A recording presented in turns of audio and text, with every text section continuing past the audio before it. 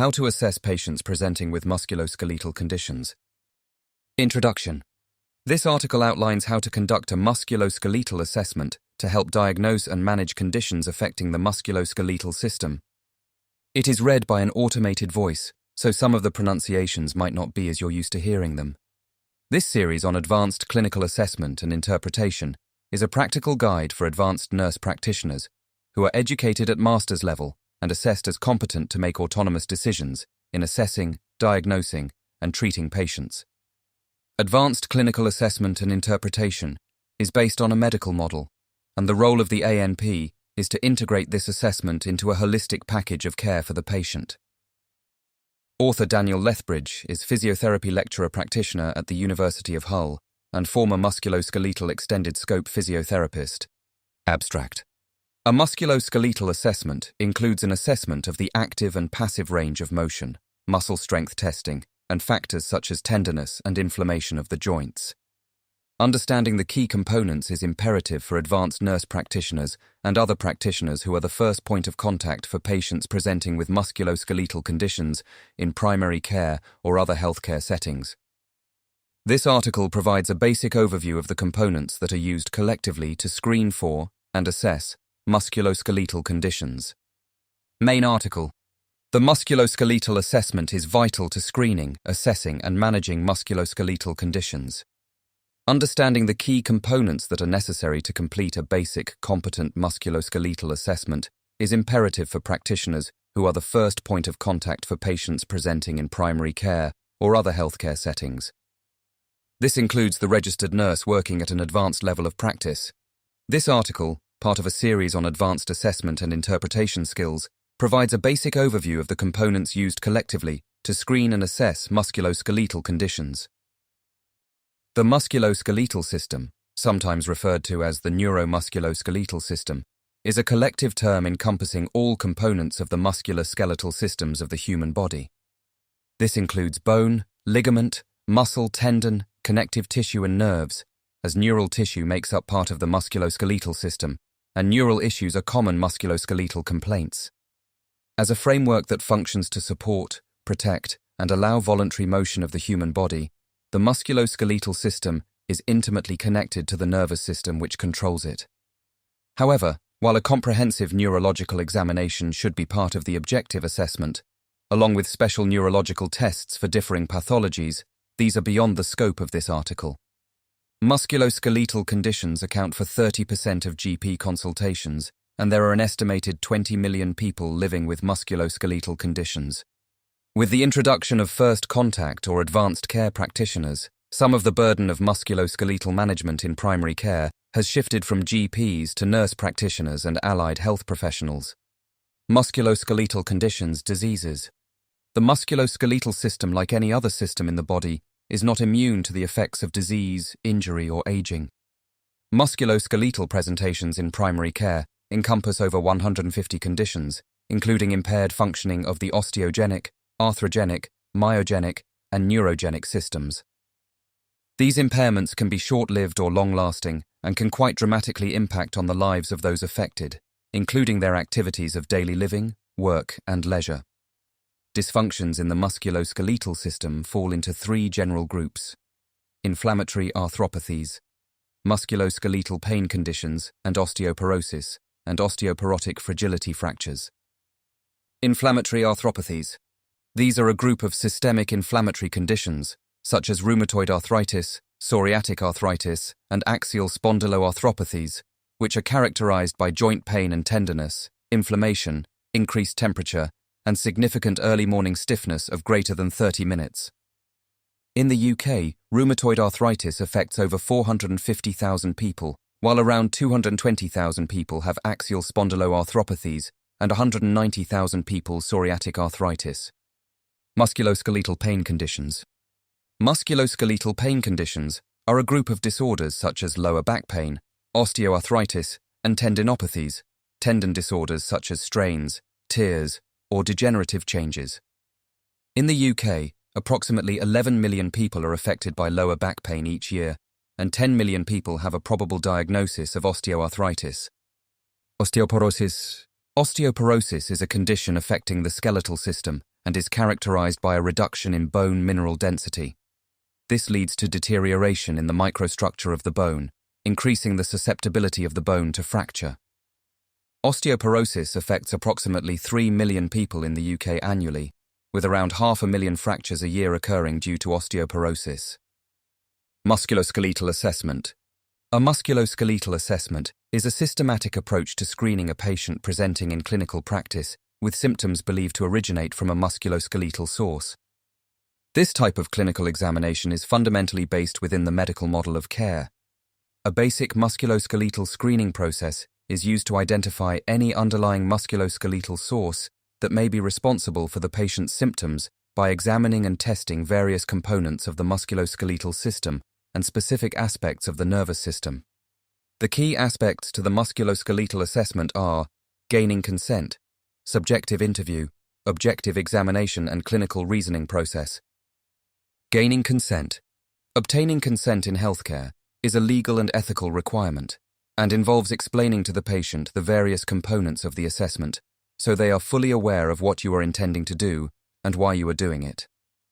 Finally, it is imperative that patients are fully aware that they can stop the assessment or aspects of it at any point throughout the assessment.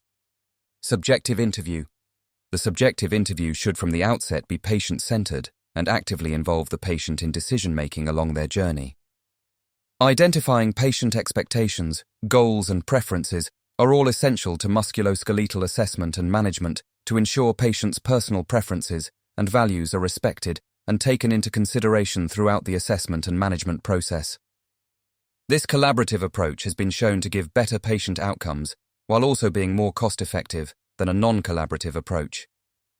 The subjective interview is key to any musculoskeletal assessment, as it gives the opportunity to obtain vital information the clinician can use, alongside the objective examination findings to screen for red flags that might indicate conditions such as cancer, cauda equina, a rare and severe type of spinal stenosis, tumor, myelopathy, injury to the spinal cord due to severe compression, and other non-musculoskeletal pathologies, such as rheumatological conditions. Ensure the patient is safe and the case is appropriate for musculoskeletal intervention following a thorough screening process. Formulate a clinical diagnosis via a clinical reasoning process. Direct treatment, management of the presenting musculoskeletal condition. Subjective assessment. Screening for red flags is the first step of the subjective assessment. Red flags are a collection of subjective and objective indicators that potentially indicate serious underlying pathology. Identifying potentially serious underlying pathologies is imperative to patient safety, as delays in diagnosis can dramatically reduce the patient's quality of life. These indicators are valuable to all clinicians as they can help with the decision-making process when managing potentially serious pathology. Red flag indicators can be general, which may be considered for all patients presenting in clinical practice, or specific to certain body parts or joints, predominantly considered for symptoms involving parts of the body they relate to. General red flag indicators are unexplained weight loss, more than 5% of body weight in months or weeks, previous cancer diagnosis, aged under 20 or over 50, night sweats or fevers, unremitting pain, night pain, severe or progressive neurological weakness, significant trauma, for example road traffic incident, car rollover or overturn, unexplained structural deformity, severe headaches, particularly around the temple, and those that can be accompanied by jaw pain, bilateral shoulder and/or pelvic girdle pain, and pain when chewing. Consider giant cell arteritis, an inflammatory disease affecting large blood vessels of scalp, neck and shoulders. Cervical spine-specific red flags: invertebrobasilar artery, insufficiency and cervical artery, dissection, joint dysfunction. The 5 Ds are dizziness, diplopia, double vision, drop attacks, sudden weakness in face, arm, leg, dysarthria, speech disorder, and dysphagia, swallowing difficulties. And the 3 Ns, nausea, numbness, one side of body numbness, nystagmus, dancing eyes. Cervical myelopathy red flags are bilateral upper limb and/or lower limb pins and needles, gait disturbance, unsteadiness on the feet, loss of grip strength and dexterity issues, for example, dropping things, an inability to do up or undo shirt buttons or pick up coins. Lumbar spine-specific red flags. Cauda equina syndrome, a condition involving compression of the nerve roots of the lower aspects of the spinal cord, for example, via a herniated disc. Bilateral radicular leg pain, sciatica. Worsening neurological deficit in the leg or legs. Saddle anesthesia, altered sensation in the saddle area. Bladder and/or bowel issues, incontinence, retention. Inability to recognize the passing of stools or urine. Inability to fully empty the bladder or initiate urination. Water leakage or abnormal sensation during sexual intercourse, female. Inability to gain an erection or to ejaculate, male. Peripheral joint-specific red flags. Swelling, redness, and increased temperature could, for example, indicate infection, inflammatory arthropathies. Significant early morning stiffness lasting longer than 30 minutes could indicate inflammatory arthropathies, for example, rheumatoid arthritis, ankylosing spondylitis. Skin or eye problems, such as psoriasis and iritis or uveitis respectively, or bowel issues, Crohn's colitis, as linked to inflammatory arthropathies. You have screened for red flags and are happy that the patient is safe and appropriate for musculoskeletal management. The next step is to compile sufficient patient information to make a reasoned diagnosis with which to direct appropriate treatment and management. This involves questioning the patient on the following: presenting complaint or condition, history of presenting complaint, past medical history, drug history, previous or current investigations, social history. The components of a subjective interview are: component, presenting complaint. Checks, symptom area, location, symptom description, behavior, relationship between symptoms, symptom severity, pain score on a visual analog scale, irritability of symptoms, nature of symptoms, for example, is the pain nociceptive, sharp, aching or throbbing, inflammatory or neuropathic, nerve pain. Aggravating factors, easing factors, diurnal pattern, 24-hour symptom behavior pattern, morning-evening behavior. Component, history of presenting complaint. Traumatic or atraumatic, insidious onset or specific mechanism of injury, time of onset, previous injury to affected body part. Has the patient previously received appropriate physiotherapy, chiropractic, osteopathy treatment? Component, past medical history. Endocrine problems, thyroid, diabetes, cardiovascular problems, blood pressure, cholesterol, previous stroke, angina, myocardial infarction. Rheumatological complaints, for example, rheumatoid arthritis or ankylosing spondylitis, and whether there is a family history of these. Epilepsy, seizures. Breathing problems, for example, asthma, chronic obstructive pulmonary disease. Steroid use, osteoporosis, cancer, current or previous, and whether there is a family history of this. Previous or current intravenous drug use. Record all aspects of past medical history. Component, drug history. Steroids, immunosuppressant medication, anticoagulants, antibiotics, pain relief, glyceryl trinitrate sprays. Component, previous or current investigations. Current or previous investigations for the complaint, for example, X-ray, MRI, CT scans, blood tests, nerve conduction studies, electrocardiogram. Results of these investigations. Were they normal, abnormal, or normal for that patient? Is the patient still under investigation? Component, social history. Note lifestyle and associated risk factors that could be causes of presenting symptoms, for example, smoking, alcohol intake, thereby providing a holistic subjective assessment. Work, family, home circumstances, hobbies, lifestyle. Objective assessment. The next stage is to use the information gathered from the subjective assessment to guide you in conducting an objective examination of the patient. An objective examination allows you to examine the patient physically to identify any pain or symptoms with movement, resistance, or palpation. The stages are observation, testing active range of movement, testing passive range of movement, resisted testing, palpation, neurological examination, including dermatomes, myotomes, reflexes, upper motor neuron testing, Clonus, Hoffman's, and Babinski signs, and special tests, which are beyond the scope of this article. Observation. Observation is the first stage of the objective examination and takes two forms.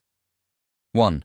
Observe the patient from the waiting area, including their sit to stand and gait pattern.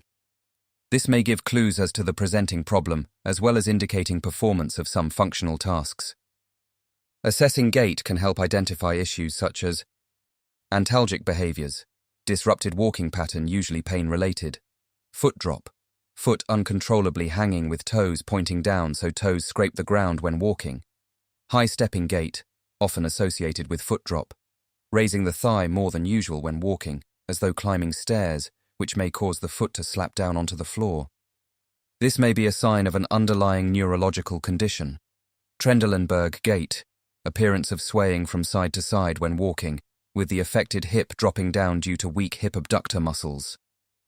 This may also be a sign of an underlying neurological condition. 2. Observe the affected body part and surrounding structures. This can provide clues about a person's posture and tell you whether there are any red flag indicators, for example, redness or deformity. Various aspects that should be viewed are posture, swelling, lumps and bumps, color changes, for example, redness, pallor, bruising, deformity, bony or muscular, muscle bulk symmetry, muscle atrophy and temperature changes. Testing active range of movement. This assesses the movement a patient actively makes themselves in a joint or body part. It allows the clinician to assess for any pain reproduction, identify abnormalities in movement patterns of the joints being assessed, determine the available range of those joints, and observe any resistance encountered during the movement. To assess active range of movement, instruct the patient to perform the movements available to them in the joint or location where they are experiencing symptoms.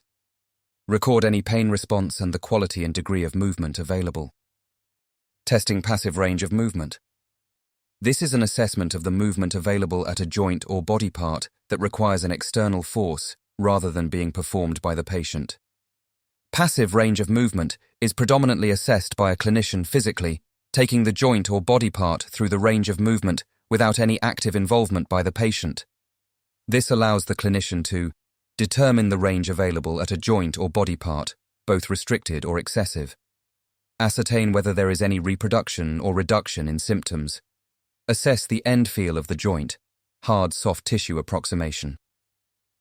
Instruct the patient to fully relax the area that is being assessed, while you physically move the joint or body part through the full available range of movements. Record any pain response or spasm, as well as the degree of movement available and end feel that is apparent. Resisted testing. Resisted testing is applying a force during the active movement of a joint or body part. This application of an external resistance can be either through the available active range of movement or statically, isometrically, where a force is applied to elicit a contraction, but no movement occurs. Resisted testing allows the practitioner to determine the strength of contraction available using the Oxford grading scale at a joint or body part, where grade 0 indicates no signs of muscle contraction, grade 1, contraction or flicker apparent, grade 2, full range movement with gravity eliminated, grade 3, full range of movement against gravity but without resistance, grade 4, full range of movement against gravity and with low resistance, and grade 5, full range of movement against gravity with full resistance. Identify any strength deficits statically or at particular ranges. Identify possible significant pathology to contractile structures, for example tear or ruptures to muscle or tendon. Ascertain the reproduction of any symptoms. To carry out resisted testing, assess the same movements as those performed actively, either by resisting the movement throughout the joint range or resisting the movement statically by isolating the movement in the area tested. Do this by instructing the patient to try to carry out the active movement of the muscle, joint or body part that is being assessed, while you physically provide a resistance to that movement. Record any pain response or spasm and the degree of movement available, and end feel that is apparent. Palpation. Palpation is the act of examining various parts of the body during an assessment, while using touch and feel to identify any abnormalities or elicit a pain response. Potential areas that may be commonly palpated during a musculoskeletal assessment are relevant bony landmarks, for example, greater trochanter of the hip, epicondyle of the humerus. Relevant ligament locations, for example, medial collateral ligament of the knee.